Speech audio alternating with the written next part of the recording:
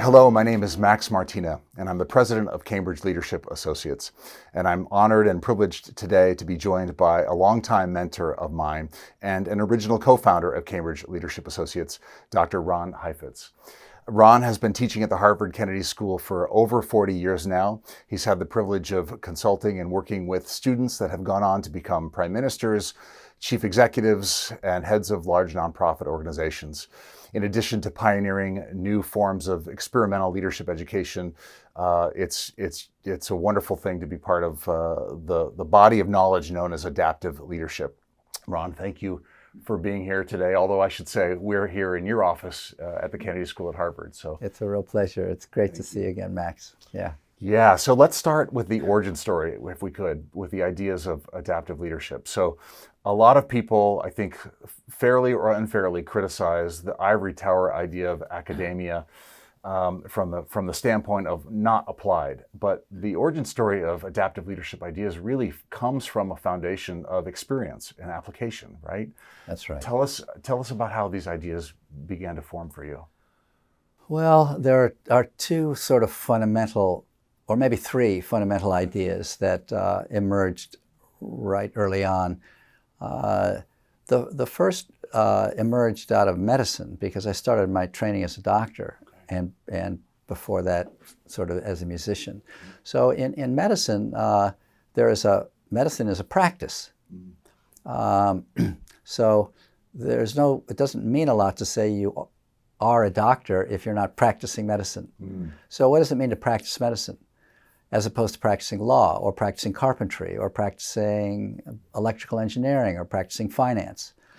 What differentiates each of those areas is that there's a particular domain of problems a person is trying to solve. So what makes you a practitioner of medicine is that you're solving medical problems.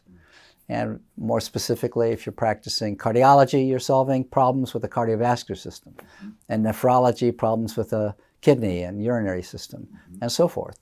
So when I began to think about leadership, I immediately began to see that people were thinking about leadership sort of backwards. They were thinking of leadership generally as a set of personal characteristics or as a set of positions of power, but rather than as a practice, particularly important in certain areas of problems people have in their lives. And so that first insight really came out of my medical background. As I began to think about problems of leadership, I began to see, wow, this field of literature, 100 years of various kinds of authors writing on the subject is pretty disoriented. Because, for example, a person could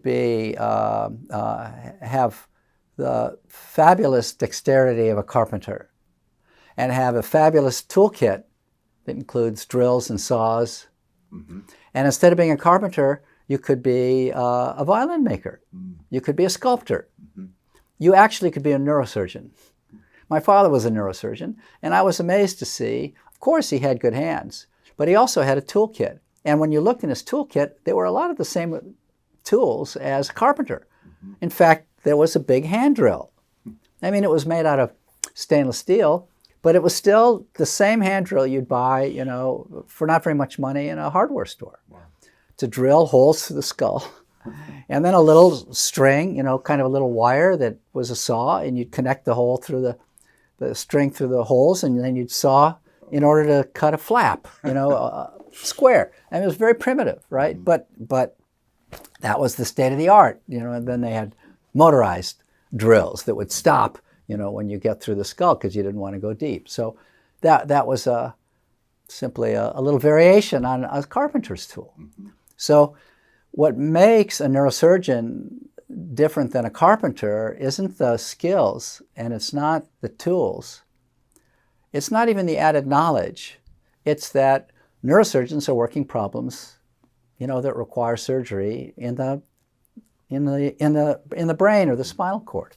Carpenters work problems of wood and carpentry, and in a house or in a building. So the skills that one brings to a domain of work, or the tools that you bring, are nonspecific. The same skills and tools of a neurosurgeon might also be applied to electrical work or being a cardiac surgeon, and so forth. So I began to see that the whole field of leadership studies was upside down. It needed to be anchored around the question, what are the problems for which we need leadership, rather than a carpenter or a car mechanic or a neurosurgeon? Because there are a hell of a lot of problems in our lives for which we don't need leadership.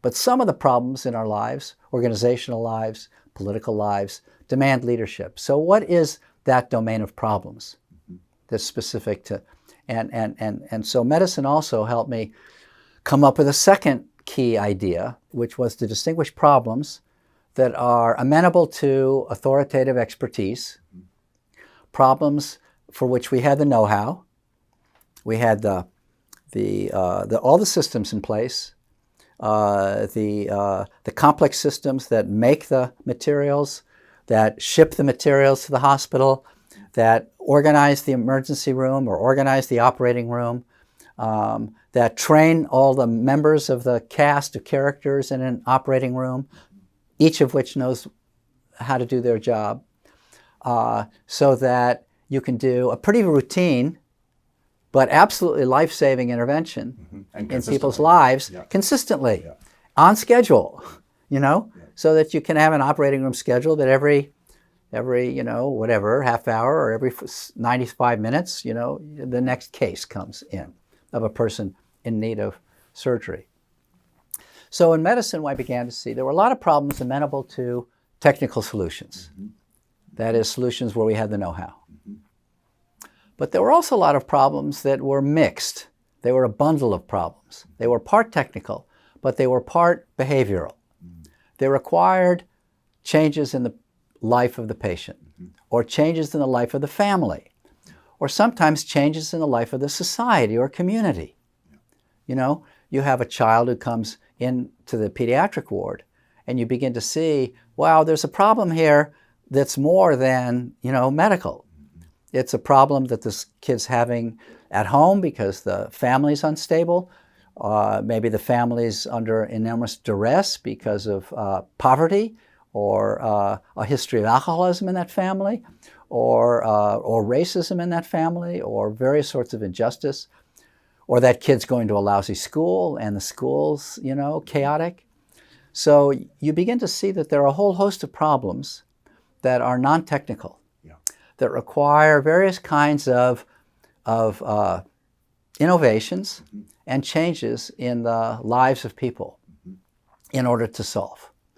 And that without those changes in the lives of people, without, in a sense, people learning new ways, you don't really have a solution. I mean, the doctor can take that child in the emergency room and say to the parent, do this and do that, but frequently nothing happens because those prescriptions, have no real purchase.